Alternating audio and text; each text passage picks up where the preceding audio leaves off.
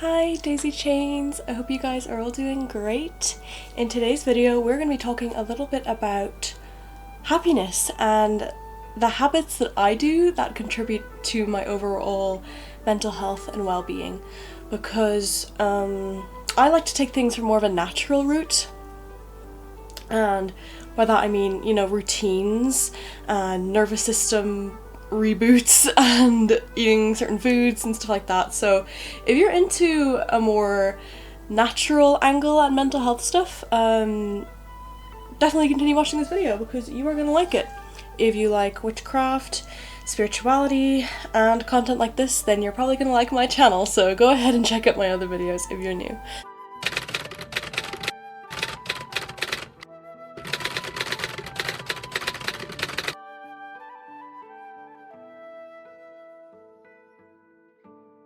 So the reason why I came up with this video is because I had been feeling very depressed and down in the dumps recently, and well, I kind of knew why, but I was also just kind of like, I really felt like the days were like slumping into one and I couldn't tell how much time has passed, and I just kind of felt like I was merging in with my bed and I was just kind of stuck in the past, stuck in a rut. A couple of weeks before that I was doing incredibly. I was doing absolutely incredibly, and I was just kind of comparing my life from then till then, and then it was like I really had a proper routine and I was really doing certain things, and those couple of weeks probably the happiest I've been thus far in my life, because I was cultivating inner happiness. And when you start to cultivate inner happiness, it feels different to any other type of feeling that you feel before, and I don't even know how to describe it, but it just has a completely different feeling towards it.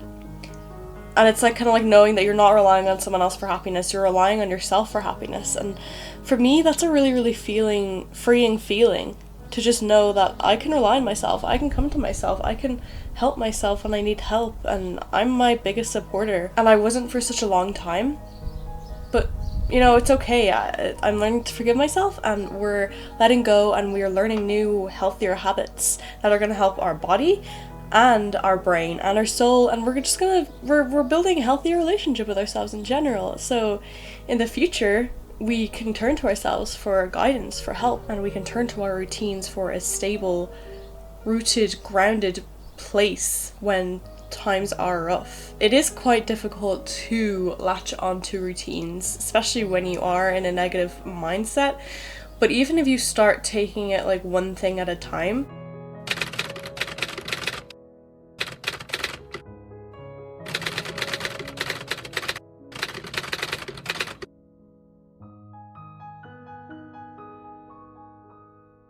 clean your room first. Just clean first. For me, cleaning is really healing. I used to avoid cleaning completely because it was just not bothered basically. But as I grow older, the more I realize that it really is true when they say that your surroundings and your brain, they reflect each other. So when you have clear, calm surroundings, well, obviously it's not going to fix all your problems, but your brain is going to feel significantly happier, as opposed to when you are in very dirty, damaged, dingy surroundings. So that's the first thing that I would really recommend. It is grueling, it is annoying, but when you think of it from a different perspective, if you think of it as you're actually like cleaning your inner world, or if you think of it as it's an act of self-care, it really is. So if you just think of it as the act of self-care that it is, you're gonna find that it comes to you a little bit easier and you're a little bit less stressed about it. I kind of think of it as showering. Like, I need to shower my body, I need to wash my physical vessel in order for her to feel happy, and I need to massage it and, you know, do all the nice things to it, and then it'll be happy. So I'm a bit of an animist as well, so I would consider like physical spaces to be living in some sort of way, but keep your physical space happy and that will reflect on the inside. Now, don't only do this because there is a lot of things that kind of go into overall, you know, a good mental health state. So don't just do that, but that is a really good tip that I would have brushed off in the past. But when you actually try these things, like properly try them for like a week, try each of them every single day for a week, you really will notice the difference that they make. I wasn't doing anything when I was feeling really depressed and down in the dumps.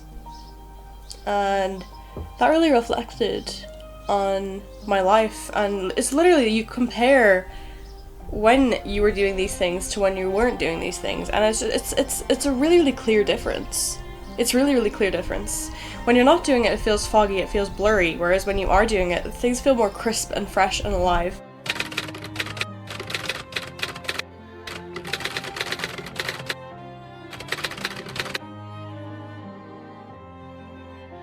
So the second thing that I would recommend is listen to your body. Actually listen to your body.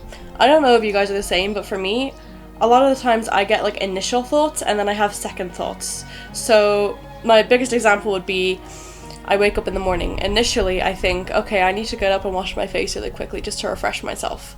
And my second thought would be, you know what, now let's just stay in bed like 2 minutes longer, it's fine. But when I stay in bed for 2 minutes longer, 2 minutes becomes 5 minutes, 5 minutes becomes 10 minutes, 10 minutes becomes 20 minutes, and then I don't even end up washing my face. So if you listen to your actual initial thoughts to things, your initial plans, I promise you that you'll get things done a lot quicker.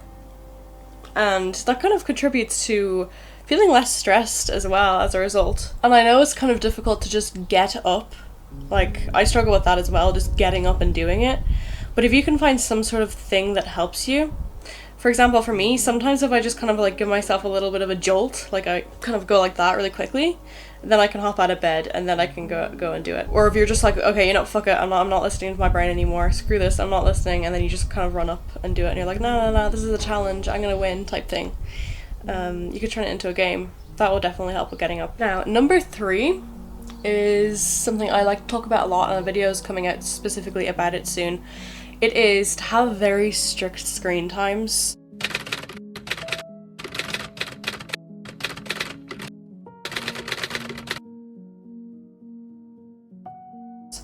Because I don't know about you, but I grew up around screens and I was doing not so good things on those screens.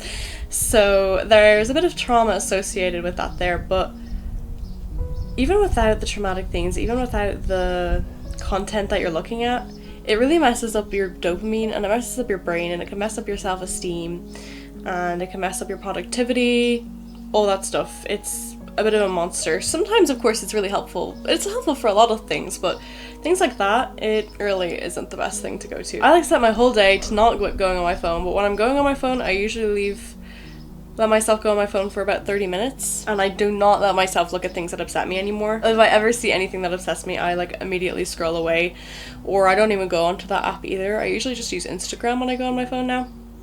Sometimes I download TikTok and open that up just to look at like what the latest trends are and stuff like that, but I usually just kind of go on Instagram, sometimes Twitter as well, but Twitter can be a little bit of a hellscape sometimes, so it just kind of depends on who you're following.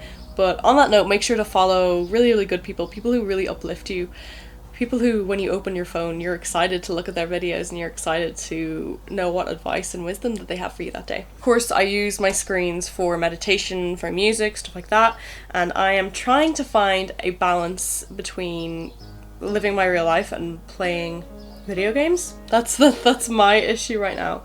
But I think I'm doing pretty well. I was really craving going on it earlier, and I decided to sit down and do this video instead, so my reward will probably be going on it. But again, like, just having very strict times, and I get the whole guilt thing as well. A lot of the time we can feel guilty if we do end up going on our phones and our screens, but the thing is that our brains are after growing up with that, our brains can really be wired to do that. So it's not like your fault, it's not like you're actively going out against yourself, it's just kind of like what your brain and your nervous system is used to, and it takes a little bit of a while to train that out of it. So please don't like get mad at yourself or anything for trying to go back on it.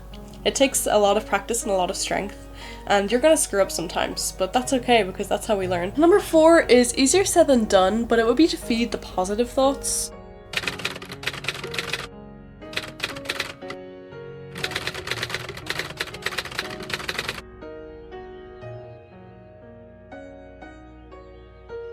And I'm only really starting to get into this, so I'm not like an expert, but we have negative thoughts and we have positive thoughts. Naturally, we're kind of hardwired to go after the negative thoughts. I mean, we had to do that to survive it historically. But in my opinion, we're living in safer days these days. I mean, things are a lot more controlled and regulated and we don't really die from the common cold anymore. So we have more of a chance to relax nowadays, and remember that not everyone is out to get you, and you can have a good time and you deserve to live a good life. So I think the best way to eliminate negative thoughts is to fight back and to try and replace it with positive ones. You can imagine like a rose garden, a garden filled with roses, filled with flowers, butterflies everywhere. Notice the feeling that you're feeling when you think of that. And then notice like a bunch of goblins running around screaming with knives in their hands and having a bar fight. Do you want to feed the rose garden mind or do you want to feed the goblin mind? I mean, if you're a fantasy nerd like me, you might want to feed the goblin mind, so that was probably a bad example. Give in to the thoughts that are more relaxing and more gentle, and that will contribute to your happiness a lot more. So if you even get one passing thought that's something really positive about yourself, you need to cling on to that. And if you get those thoughts that are negative, which you will, try and find something good to combat it. Your negative thoughts are not you. They're not who you are at your core. You're not bullying yourself. Remember that. You're not bullying yourself, so try not to feel guilty about it. It's not you. It's the people who hurt you. It's your bullies. It's the people who convinced you that you're not worth it, that you can't be who you are. It's all the people who made you feel worthless.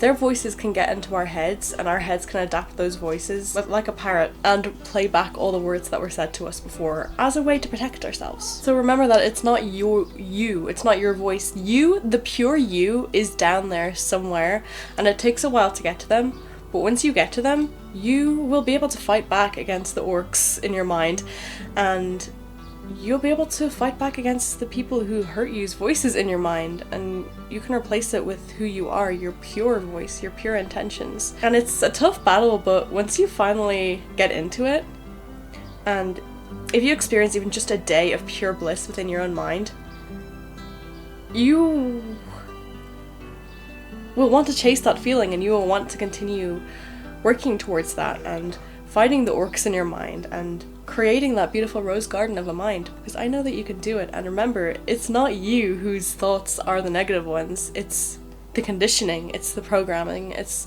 the people who hurt you, it's the people around you. People mightn't even had said something that was intentionally negative. It could have just come across that way because everyone perceives things different ways, and it could have affected you in a negative way. So remember that things affect people differently, and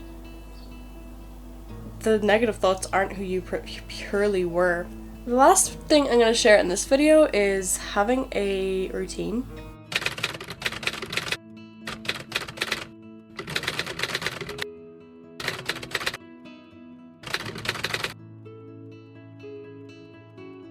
I think I kind of mentioned it a little bit at the start, but having like a strict routine in the morning and in the night, so that you know exactly what you're getting into. Even planning out your weeks, your days, your months, so that you know exactly what you're going to do. You know exactly where you're going to walk to. What am I going to do? Okay, wake up. What am I supposed to do? My first thing is to dream journal. Alright, let's dream journal. If I can't remember any of my dreams, what am I grateful for this morning? What were my first thoughts in the morning? Okay, right, I've written that down. Now, let's go and have a drink of water. Okay, I feel really refreshed and hydrated now. Okay, I think I want to go brush my teeth and use the bathroom. Go ahead and do that. And then, okay, I'm kind of hungry. Let's go downstairs and get some food. Go downstairs and get something really nice. I really recommend eating yogurt in the morning because it has probiotics in it, and that's really, really good for your gut. And gut health equals happiness. Yeah, have your breakfast. Really recommend something with probiotics in it. It really, really helps your gut, and really, really recommend this book. I'm going to put it up. How to Do the Work by Dr. Nicole Pereira, I forgot. But I recommend reading that book because she talks all about how the gut and the brain are linked, and gut happiness can result in brain happiness. It's kind of interlinked.